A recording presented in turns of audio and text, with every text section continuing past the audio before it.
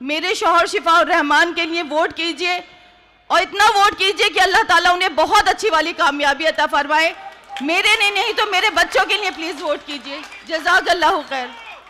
मैं नूरीन फातिमा, शिफाउर रहमान की अहलिया।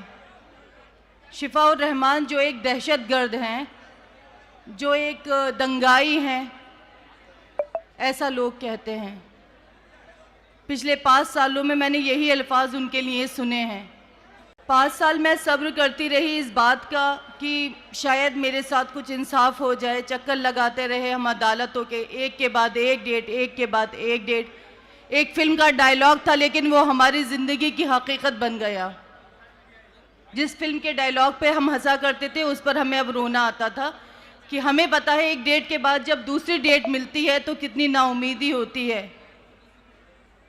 हर कोई हमसे ये सवाल कर रहा है कि हम क्यों खड़े हुए, मतलब आप कैसे करेंगी, आप क्या करेंगी, आपके मुद्दे क्या हैं, आपने क्या सोचा है, आपने क्या सोच के प्लान किया। मिनिस्टर साहब से आपने कांटेक्ट किया, कैसे टिकट मिल गया, क्यों टिकट मिल गया, क्यों खड़े हो गए, क्यों नहीं खड़े हुए। शिफा भाई जेल में है, जेल से कब वापस आएंगे, क्या डेट से। या अल्लाह, इतने सवाल 5 साल में आप लोगों ने एक बार नहीं पूछा कि आपकी ईदें कैसे गुजरी, आपके रमज़ान कैसे गुजरे। आप बीमार तो नहीं हुई, आप बीमार हुई तो आपने अपने बच्चों को कैसे संभाला, आपने बच्चों को स्कूल कैसे भेजा, आपकी स्कूलों की फीसें कैसे जमा हुई, आपने खाना कैसे खाया, आपने खाना कैसे बनाया। एक बार भी आप लोगों को याद नहीं आया। जब हम लोग ताकतवर होकर, उम्मीद रखकर आप सब पर आज खड़े हुए तो हमें फिर लंगड़ा करना चाहते हैं, फिर हमें उन गुमनाम गलियों में डालना चाहते हैं जिसमें हम रह रहे थे। क्या आप चाहते हैं कि हम बोले ही नहीं, कुछ भी नहीं करें, जुल्म को सहते रहें। मुझे लगता है जुल्म करने वाले के साथ साथ जुल्म होता हुआ देखकर खामोश रहना भी उतना ही गुनाह है जितना जुल्म को करना। हर कोई ये पूछ रहा है कि हम इलेक्शन में क्यों खड़े हुए हैं। आप ये बताइए, ये मेरा बेटा है, अब से 5 साल पहले ये कितना बड़ा होगा। इसने किस किस तरह का खौफ और डर महसूस किया होगा इस चीज़ में कि कल को मैं जब बड़ा होऊंगा, मैं कॉलेज में जाऊंगा तो मुझे क्या कहना होगा कि मेरा बाप दहशतगर्द था, दंगाई था। क्या हम लोगों का हक नहीं? हमारी गलती क्या थी असल? ये गलती थी कि उस प्रोटेस्ट का हिस्सा थे। जो चीज़ आज मैंने की है, जो आज मुझ पर सवाल उठा रहे, उन लोगों ने जो आज बैरिस्टर साहब पर सवाल उठा रहे हैं कि उन्होंने आपको क्यों टिकट दिया, वोट काटने के टिकट दिया। अरे हम वोट काटने के लिए नहीं, हम जीतने के लिए खड़े हुए हैं। हमारा मकसद अगर अपनी आवाम को दुख देना होता तो शिफाउर रहमान आज जेल में ना होता।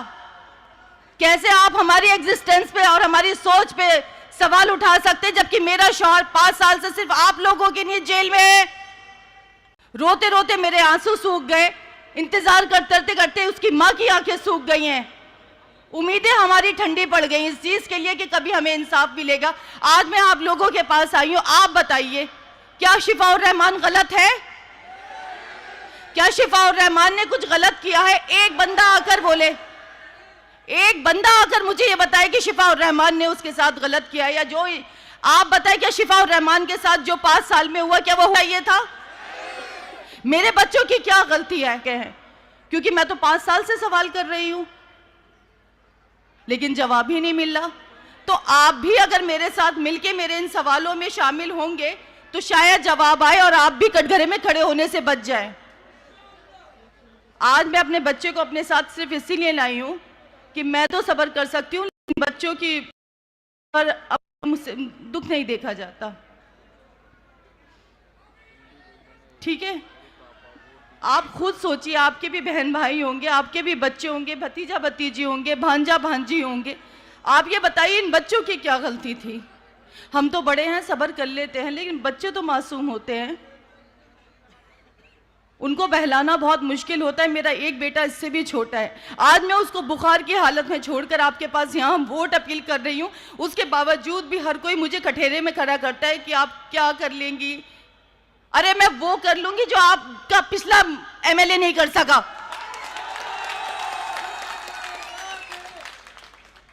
कम से कम आपसे झूठे वादे नहीं करूंगी।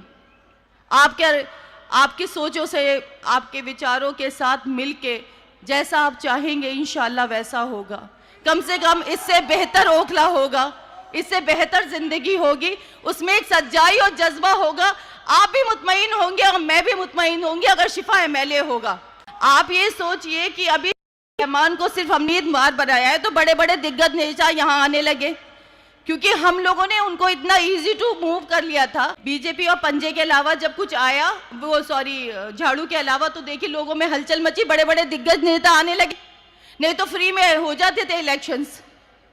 तो जब शिफा उर रहमान एमएलए बन जाएगा, शिफा उर रहमान के खड़े होने की वजह से मुस्तफाबाद के भी सब जगह चला, जब हम एमएलए बन जाएंगे हमारे शौहर, यहाँ का मुसलमान बेवकूफ नहीं है, यहाँ का मुसलमान छोटी छोटी टॉफियों से बहकने वाला नहीं है, वो जज्बात को समझता है, वो इंसान है, कोई भेड़ बकरी नहीं है कि जिधर चढ़ा दो उधर चढ़ जाए, उसके जज्बात है, वो आपकी तरह बुज़दिल नहीं है, वो दूसरों के एहसास से नहीं खेलता।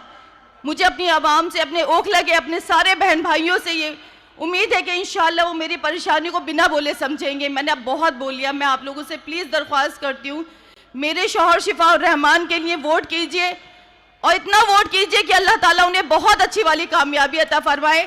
मेरे नहीं तो मेरे बच्चों के लिए प्लीज़ वोट कीजिए। जज़ाकल्लाहु खैर।